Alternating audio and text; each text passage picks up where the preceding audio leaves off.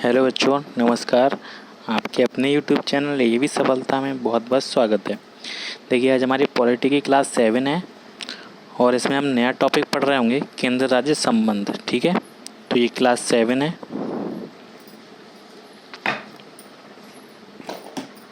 तो चलिए क्लास को स्टार्ट करते हैं।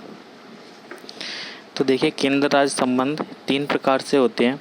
कौन कौन से? विधायी संबंध, प्रशासनिक संबंध और वित्तीय संबंध। ठीक है, तो विधायी संबंध भाग 11 में और प्रशासनिक संबंध भी भाग 11, दोनों 11 में है, और वित्तीय संबंध भाग 12 में है। ठीक है, देखिए विधायी संबंध क्या होता है? कानून बनाने की शक्ति। कानून संसद भी बनाती है केंद्र स्तर पर और विधानमंडल कानून बनाता है राज्य स्तर पर। ठीक है, प्रशासनिक संबंध होता है प्रशासन के संबंध में और वित्तीय संबंध होता है वित्त के संबंध में। ठीक है, तो ये है अनुच्छेद 245 से 255 तक विधायी संबंध। 255 से देखिए यहाँ थोड़ा मिसप्रिंट हो गया है। ठीक है, यहाँ 256 कर लेंगे आप। ठीक है, यहाँ पे आप कितना कर लेंगे? 256। तो 256 से 263 तक ये प्रशासनिक संबंध है। उसके बाद 264 से 293 तक वित्तीय संबंध है। ठीक है, तो चलिए आगे देख लेते हैं। तो पहले पढ़ेंगे विधायी संबंध के बारे में, जो अनुच्छेद 245 से लेकर 255 तक है। देख लेते हैं मोस्ट इम्पॉर्टेंट पॉइंट इसके लिए क्या क्या है। तो संसद पूरे देश या किसी एक भाग यानी कि एक राज्य के लिए कानून बना सकती है।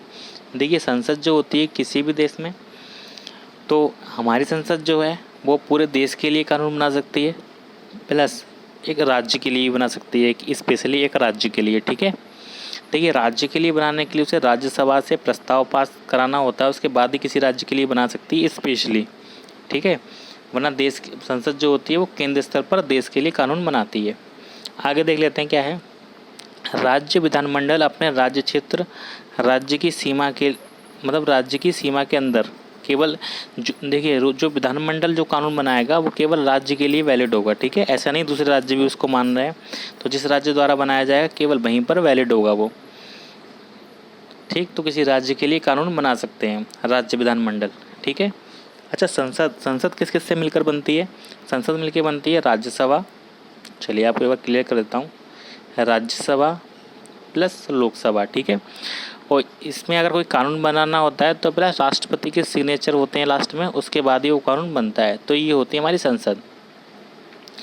आगे देख लेते हैं राज्य विधानमंडल। देखिए राज्य विधानमंडल किस किस से बनता है? देखिए ऐसे ही होता है राज्य स्तर पर, इसमें एक विधानसभा होती है, विधानसभा, ठीक, प्लस एक विधान परिषद होती है। इसके बाद अगर कोई कानून बनाना होता है तो राज्यपाल के सिग्नेचर होते हैं। प्रोसेस वही है। तो राज्य में विधान परिषद, ठीक है, और विधानसभा और राज्यपाल, तो इनसे ये तीनों मिलकर कोई भी कानून बनाना होता है तब इन तीनों के द्वारा बनता है। ठीक है, लास्ट में राज्यपाल साइन करते हैं।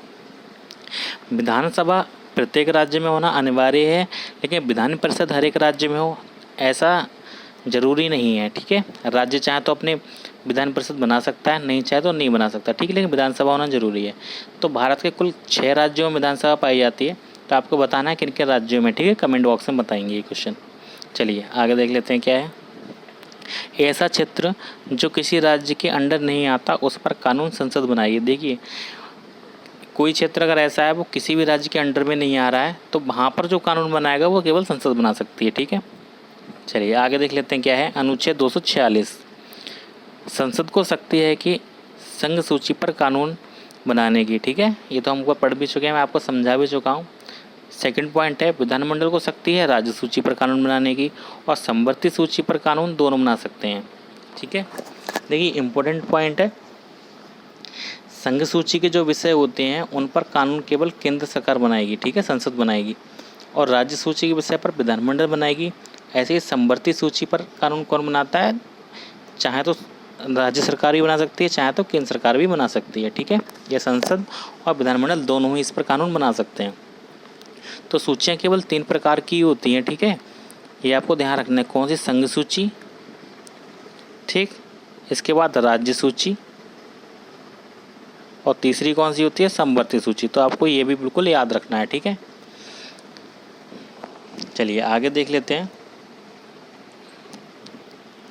तीनों सूची यानी कि संघ सूची, राज्य सूची और संवर्धित सूची संविधान के अनुसूची 7 के अंतर्गत आती हैं। ठीक है, ये तीनों सूचियाँ किस में आती हैं? संविधान की अनुसूची 7 में आती हैं। संविधान में कुल कितनी अनुसूचियाँ हैं? प्रेजेंट में 12 अनुसूचियाँ हैं। ठीक है, क्रम वाइज हैं, अनुसूची 1, अनुसूची 2, अनुसूची 3, तो ऐसी अनुसूची 7 है और 7 के अंदर ये तीनों आती हैं, संघ सूची, राज्य सूची और संवर्धित सूची। संघ सूची पर केंद्र कानून बनाता है, राज्य सूची पर राज्य कानून बनाता है और संवर्धित सूची पर दोनों ही कानून बना सकते हैं। ठीक है, इनमें कुल कितने कितने विषय दिए गए हैं ये देख लेते हैं। तो संघ सूची में अभी वर्तमान में 100 विषय दे रखे हैं, यानी कि केंद्र सरकार जो है वो 100 विषयों पर कानून बना सकती है। आगे राज्य सूची में 61 विषय हैं और संवर्धित सूची में 52 विषय हैं वर्तमान में। ठीक है, इम्पोर्टेंट है, आपको याद रखने हैं, कई बार एग्जाम में पूछ लिए जाते हैं, तो आपको ये याद रखने हैं। चलिए आगे देख लेते हैं क्या है। अवशिष्ट विषयों पर संसद कानून बनाएगी। देखिए अवशिष्ट विषय जो होते हैं उन पर संसद कानून बनाएगी। ठीक है, अच्छा अवशिष्ट विषय कौन कौन से होते हैं? देखिए हमारे देश में कई सारे विषय हैं, जैसे रेलवे हो गया। ठीक है, संघ के अंतर्गत आता है, ये केंद्र सरकार इस पर कानून बनाती है अगर रेलवे के बारे में कोई कानून बनाना है। स्वास्थ्य हो गया, स्वास्थ्य पर राज्य सरकार कानून बनाती है। तो ऐसे कई सारे विषय होते हैं। तो कुछ विषय ऐसे होते हैं जो ना संघ सूची में है, ना राज्य सूची में, ना ही संवर्धित सूची में, तो उन्हें कहते हैं अवशिष्ट विषय। ठीक है, जिसके बारे में अभी हम लोग चर्चा कर रहे हैं। तो अवशिष्ट विषय जो होते हैं, तो ये जो बचे हुए विषय हैं जिन, तो उन पर कानून कौन बनाता है? उन पर संसद ही कानून बनाएगी। तो ऐसा लिखा हुआ है अनुच्छेद 248 के अंतर्गत। ठीक है, चलिए आगे देख लेते हैं क्या है। अनुच्छेद 254 में है, यदि संवर्ती सूची के विषय पर दोनों यानी कि संघ प्लस राज्य, यहाँ संघ शब्द का यूज होता है भारत देश के लिए। ठीक है, केंद्र के लिए। तो संघ प्लस राज्य कानून बनाते हैं तो संघ वाला ही मान्य होगा। देखिए मैंने आपको भी बताया था, संवर्ती सूची पर दोनों ही कानून बना सकते हैं। दोनों ही मतलब संघ भी बना सकता है और राज्य भी कानून बना सकता है। अब देखिए कभी ऐसा होता है कि संघ भी उस पर कानून बना देता है और राज्य भी बना देता है। तो ऐसी स्थिति में मान्य कौन सा होगा? तो जो संघ ने बनाया होगा वो वाला मान्य होगा। ठीक है, संघ यानी कि जो संसद ने बनाया होगा केंद्र सरकार ने, वो वाला मान्य होगा। ठीक है, अगर संघ ने नहीं बनाया उस पर कानून तो राज्य वाला ही मान्य होगा। सिंपल सी बात है। चलिए आगे देख लेते क्या है। अनुच्छेद 249 में क्या है? कुछ राज्य सूची के विषयों पर संसद कानून बना सकती है। ठीक है, कुछ राज्य सूची के विषय हैं जिन पर संसद भी कानून बना सकती है। देखिए विषय तो राज्य सूची का है, पर कानून संघ बना सकता है। किन विषयों पर, आइए देख लेते हैं। यदि कोई विषय राष्ट्रीय महत्व का है, अगर कोई विषय राष्ट्रीय महत्व का है तो उस पर केंद्र यानी कि संसद कानून बना सकती है। ठीक है, या फिर देश की संधि टूटने की खतरा हो। देखिए कोई ऐसा कानून हो जिस पर देश की संधि टूटने का खतरा हो, तो उस विषय पर कानून संसद ही बनाएगी। चलिए आगे देख लेते हैं। कोई विषय राष्ट्रीय महत्व का है या नहीं, ये राज्यसभा तय करती है। देखिए बहुत इंपॉर्टेंट पॉइंट है। ठीक है, आपसे कई बार पूछ लिया जाता है कि कौन तय करता है कि कौन सा विषय जो है राष्ट्रीय महत्व का है, कौन नहीं है, तो ये राज्यसभा तय करती है। देखिए मोस्ट इम्पोर्टेंट पॉइंट है। ठीक है, आप इसे भी लिख लीजिए, मोस्ट इम्पोर्टेंट पॉइंट। ठीक है, तो राज्यसभा तय करती है। अच्छा राज्यसभा कैसे तय करती है? इसके लिए 2/3 मतों से प्रस्ताव पारित होना चाहिए। देखिए राज्यसभा में जितने उपस्थित व्यक्ति होते हैं उनसे वोटिंग कराई जाती है। अगर उनमें से 2/3 वोट यानी कि 2/3 वोट मत, इस 2/3 लोग ये कह देते हैं कि यह विषय राष्ट्रीय महत्व का है, तो वो विषय राष्ट्रीय महत्व का माना जाता है। ठीक है, तो आपको ये भी याद रखना है कितने सदस्यों का प्रस्ताव पारित होना चाहिए? 2/3 का। चलिए आगे देख लेते हैं क्या है। संसद ने जो राज्य सूची के विषय पर अनुच्छेद 249 के माध्यम से कानून बनाया है वह केवल 1 वर्ष के लिए मान्य होगा। देखिए ये मोस्ट इम्पोर्टेंट पॉइंट है। अगर कोई विषय राज्य सूची का है और उस पर कानून संसद द्वारा बनाया गया है तो वो 1 वर्ष के लिए वैलिड होगा केवल। ठीक है, अगर केंद्र सरकार चाहती है, अगर संसद चाहती है कि वो कानून आगे भी बना रहे, तो उसके लिए फिर से दोबारा से प्रस्ताव पास कराना पड़ता है। ठीक है, इसी तरीके से पीछे वाला तरीका था, इसी तरीके 2/3 लोगों से प्रस्ताव पास कराना होता है। उसके बाद उस कानून को आप आगे बढ़ा सकते हैं।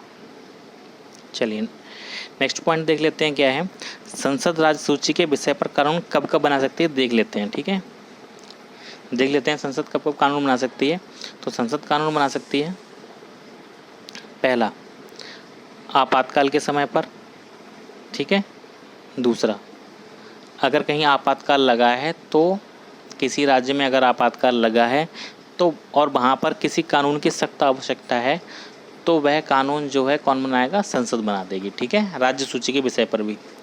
नेक्स्ट पॉइंट है राज्य राज्यों की सहमति पर। देखिए कोई राज्य है वो अगर संसद से रिक्वेस्ट करता है कि हमारे लिए इस विषय पर कानून बना दो तो उस विषय पर संसद कानून बना सकती है। ठीक है, विषय भले ही राज्य सूची का हो पर अगर राज्य रिक्वेस्ट करता है तो बना सकती है।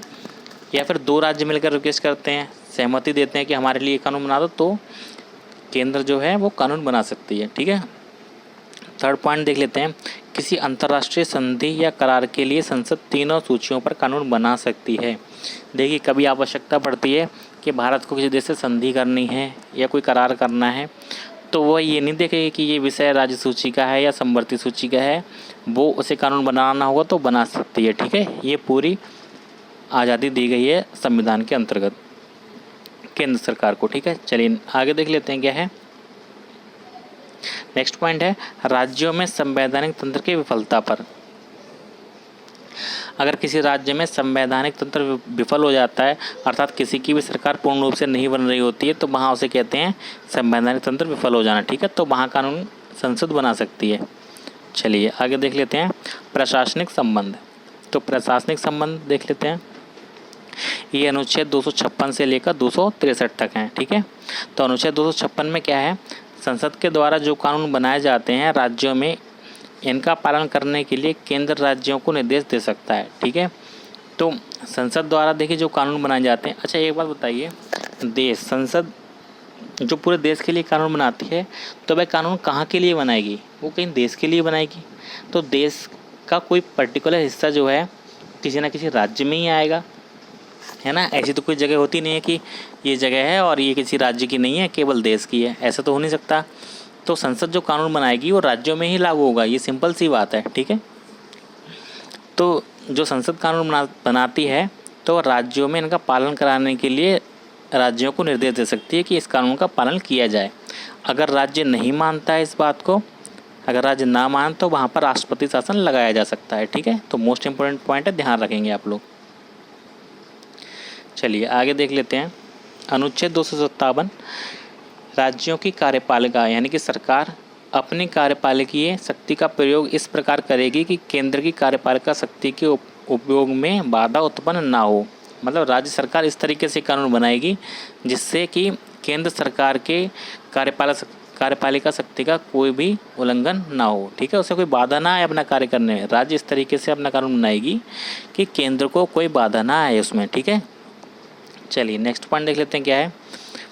अनुच्छेद 257(1) केंद्र अपने कार्यपालिका शक्ति का प्रयोग राज्यों में करेगा। ठीक है, केंद्र अपने कार्यपालिका शक्ति का प्रयोग कहाँ करेगा, केंद्र अपने कार्यपालिका शक्ति का प्रयोग राज्यों में करेगा। और कहाँ करेगा, ठीक है, क्योंकि भारत क्या है, भारत राज्यों का संघ है। ठीक है, कई सारे राज्य मिलकर, राज्य और केंद्र शासित राज्य मिलकर जो है हमारा भारत देश बनाते हैं। ठीक है, तो केंद्र अपनी कार्यपालिका शक्ति का प्रयोग कहाँ करेगा, राज्यों में करेगा। सिंपल सी बात है, अनुच्छेद 257(1) के तहत।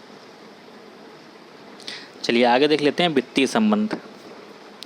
तो वित्तीय संबंध अनुच्छेद 264 से लेकर 293 तक हैं।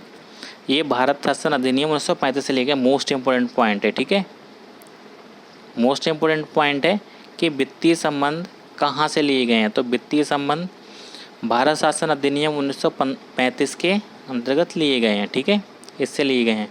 तो अनुच्छेद 265 में क्या दे रखा है, कोई भी कर यानी कि टैक्स विधि के माध्यम से ही लगाया जा सकता है। विधि का मतलब संसद या विधानमंडल द्वारा ही लगाया जा सकता है, सरकार द्वारा नहीं। मोस्ट इम्पोर्टेंट पॉइंट है, कर किसके द्वारा लगाया जाता है, तो विधि के द्वारा यानी कि संसद और विधानमंडल के द्वारा, सरकार के द्वारा नहीं। मोस्ट इम्पोर्टेंट पॉइंट है, आप लोग याद रखेंगे। आगे देख लेते हैं क्या है। राष्ट्रीय महत्व के विषय पर संघ द्वारा कर लगाया जाता है। अगर कोई विषय राष्ट्रीय महत्व का है तो उस पर कर कौन लगाएगा, संघ लगाएगा, ठीक है, संघ यानी कि संसद। तो ऐसे कुल 14 विषय हैं, देखिए मैं लिख दिया इसीलिए छोटा छोटा।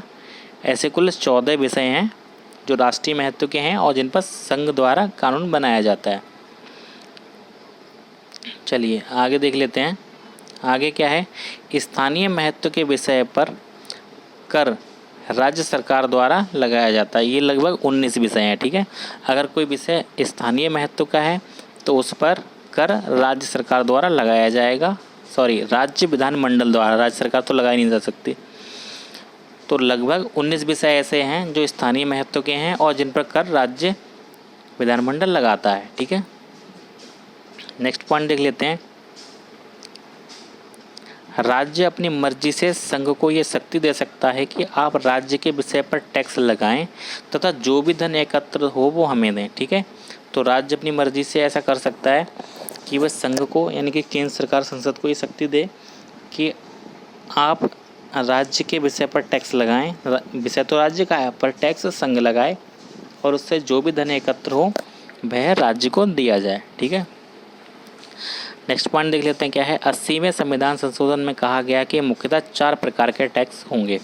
चलिए देख लेते हैं कौन कौन से। तो सबसे पहले अनुच्छेद 268, केंद्र द्वारा लगाए गए कर जिन्हें एकत्र करने का कार्य राज्य द्वारा किया गया हो, ठीक है। तो कुछ ऐसे कर होते हैं जो केंद्र द्वारा लगाए जाते हैं लेकिन उन्हें एकत्र कौन करता है, राज्य सरकार करती है। तो एग्जाम्पल देख लेते हैं क्या है, जैसे स्टाम्प शुल्क, औषधि पर कर या प्रसाधन यानी कि सौंदर्य का सामान, ठीक है। तो ये टैक्स किसके द्वारा लगाए जाते हैं, ये लगाए जाते हैं केंद्र द्वारा, लेकिन इन्हें एकत्र कौन करता है, राज्य सरकार करती है, ठीक। इंपॉर्टेंट पॉइंट है, ध्यान रखेंगे। चलिए आगे देख लेते हैं। अनुच्छेद 268A, केंद्र द्वारा लगाए गए कर जो केंद्र तथा राज्य दोनों द्वारा वसूल किए जाते हैं, ठीक है। कर तो केंद्र लगा रहा है लेकिन वसूल कौन कर रहा है, केंद्र और राज्य दोनों ही उसे वसूल करते हैं। जैसे हो गया सर्विस टैक्स, ठीक है, पहले ये राज्य द्वारा लगाया जाता था, 80वें संविधान संशोधन द्वारा ये केंद्र द्वारा लगाया जाता है, ठीक। चलिए नेक्स्ट देख लेते हैं क्या है। 269, अनुच्छेद 269, केंद्र द्वारा लगाया गया कर जो केंद्र द्वारा ही वसूल किए जाते हैं और राज्यों को सौंप दिए जाते हैं, ठीक है। केंद्र द्वारा लगाया गया कर है, केंद्र ही वसूल कर रहा है लेकिन ये राज्य को दे दिया जाता है। तो ऐसे शुल्क कौन कौन से हैं, क्रय विक्रय पर शुल्क और वस्तुओं के पारेषण। देखिए वस्तु का पारेषण क्या होता है, वस्तुओं का एक्सपोर्ट और इंपोर्ट, ये राज्यों के अंदर ही, ठीक है, राज्यों के अंदर ही, एक राज्य से दूसरे राज्य, ठीक है, बाहर से नहीं, उसे पारेषण कहते हैं। तो इस पर जो कर लगाया जाता है वो केंद्र द्वारा लगाया जाता है और केंद्र द्वारा ही वसूल किया जाता है, ठीक है। लेकिन होता क्या है, ये राज्यों में बांट दिया जाता है। 50% उस राज्य को दिया जाता है जहाँ इसका निर्माण हो रहा है, 50% उस राज्य को दे दिया जाता है जहाँ इसका यूज़ हो रहा है, ठीक है। चलिए आगे देख लेते हैं। वे कर जो राज्यों द्वारा लगाए जाते हैं तथा राज्यों द्वारा ही वसूल किए जाते हैं, ठीक। अब देख लेते हैं जीएसटी। जीएसटी क्या है, जीएसटी 3 प्रकार से लगती है। सीजीएसटी जो केंद्र द्वारा लगाई जाती है, एसजीएसटी स्टेट की जीएसटी और आईजीएसटी। देखिए आईजीएसटी के बारे में मैं आपको बता दूं, आईजीएसटी क्या होता है, ये वस्तुओं के, ये देखिए मैंने अभी थोड़ी देर पहले आपको ये पॉइंट बताया था, वस्तुओं के पारेषण पर कर, यही आईजीएसटी के अंतर्गत लगता है, ठीक है। ये आप ध्यान रखेंगे, ये होता है आईजीएसटी, ठीक है। यानी कि वस्तु किसी दूसरे स्टेट में बन रही है, उसका उपभोग कहीं दूसरे स्टेट में हो रहा है, तो इस पर जो टैक्स लिया जाता है आईजीएसटी के अंतर्गत लिया जाता है।